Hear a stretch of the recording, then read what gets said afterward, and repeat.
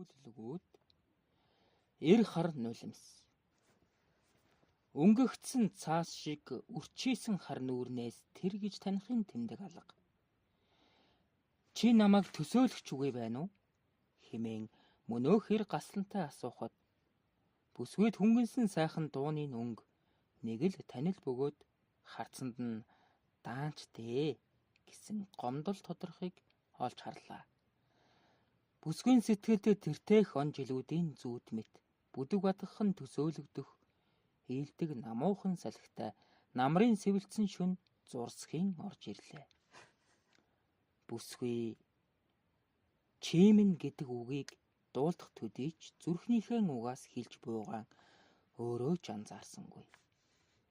Тэрхүү чин сэтгэлийн өөрийн үгийг дэндүү сайн мэдэрсэн эр би л байна шүү дээ хэмээн уруулн үл мэдэг чичирч хэлэхдээ хоолойн сааралтан оволзох догдлолоон барьж ядан чимээгүй болж шүүр салдлаа.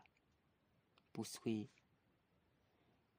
20 жил юу гэсэн үг вэ хэмээхэд 20 жилийн өмнөхөөс юу ч үлдээгүй байна уу хэмээн түүний бодлыг таасан ч юм уу ёжлонгуй мушилсан асуулаа.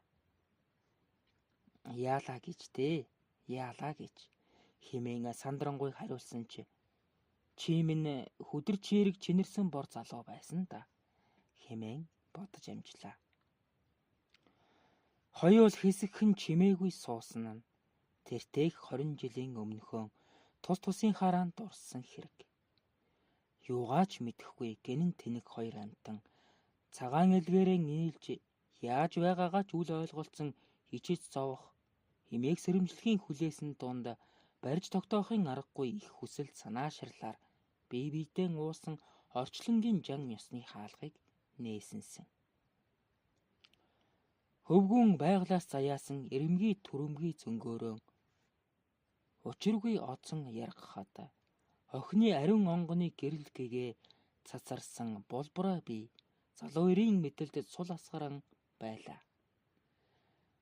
Орь залуу хүүгийнхэн зүрх нь юр бусын хүчтэй цохилж тархинд нь цусан хуй эргэлдэх мэт толгойн дүүрч булчин сөрөмсөн гурамсан сур шиг хөвчрөн зангирч хязгааргүй хүсэл туйлдаан хүрхийн цагт зандан бие задарч тэсхүе бэрх зовлонгийн дараах жаргалыг хамсаж билээ.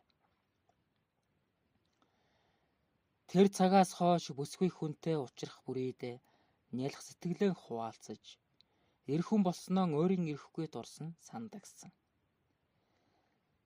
Санах бүр хэрэггүй сэтгэлээр учирсан бүсгүйгэн өгөөлөн хаврын тэнгэр шиг амьдралд унаж босож явхад нь түшигтэй түшиж түлхэхтэй түлхэж явсан хүүхнүүдийн дүр бүдгэрдгийг барин 50 ухаарж л явсан да.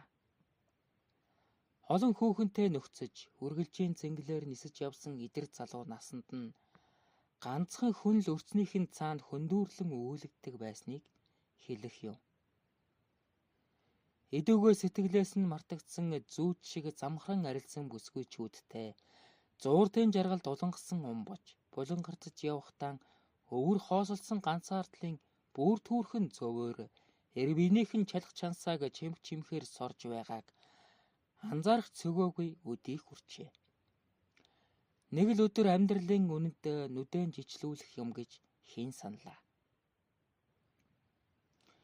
Гэгэн өглөө шиг гинэт гараад ирсэн анхны хайртынхаа бараг хараад 17 наснаа эргэж очих хүсэл бадарч магнагаан хагартал баярлан тэгтээ бүр анх учирсан шигээ хайртай өөрт нь хайртай байгааг өчнөн жил мөрөөдөн гансарч явсныг мэдрэх тусан бүрч мансуурах хөөрлөө.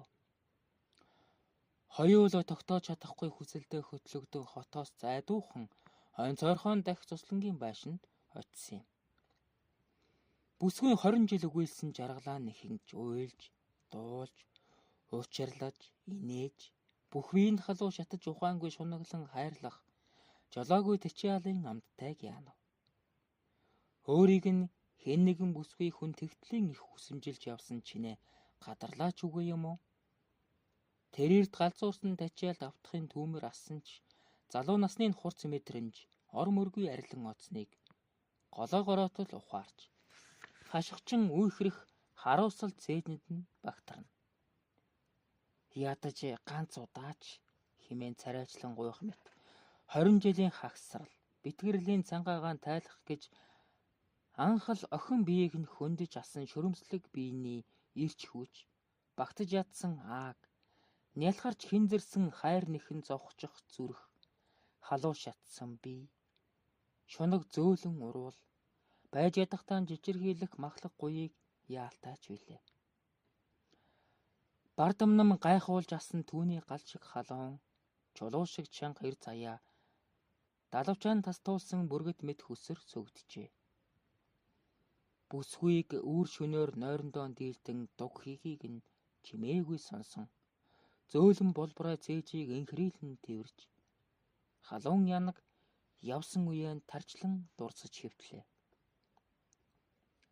Өглөөнд бүсгүй түүний харж ядан халгаж гуниг өглөөнд бүсгүй түүний харж ядан халгах гуниг асгарсан цөхрөнгүй нүдийг өрөвдсөн харцаар ширтэж аснаа. Уг нь 40 хүрсэн эр дөрөө дарсан ат гэдгсэн дээ хэмээн бодоод инхри зөөлнөр удаан үнслээ. Тэр хоёрын ярих юм дууссан мэт ойр зуурын ганц нэг үг солилцоод бүсгүй хувцсан өмсөн муухан инээмс хийлв. За баяртай, найз наажилтай гээд гутлынхон хоншоорыг ширтэж хилээд гарахад өнөө ир дагаж гарлаа.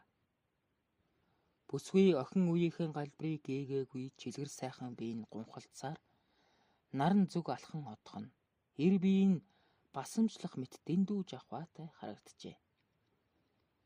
Модны хожуул дээр өнчин шувуу шиг ганцаар сууж хоцорсон мөнөөхөрийн хоолойн зангирч хамран шархирсан нас биед хурж ухаан суусан цагаасаа эхлэн үргэлж дотогшоон асгарч асан эр хар нулимс анх удаа гадагшаа сад тавилаа. Харин түүний сад тавьсан нулимс бүсгүйн цээжний хөндий рүү огшиж хоолой дээр нь чулуу мэт тэглэн бүсгүйн эдүүгээ хүртэх зөвхөн түүнд л зориулан бүхий л суцаар нь эрчлэн эргэсэн янагийн халуунд л дахин хизээж бадрахгүй болтлоо унтарч байгааг тэр яахан мэдэх билээ. Яахан мэдэх билээ дээ.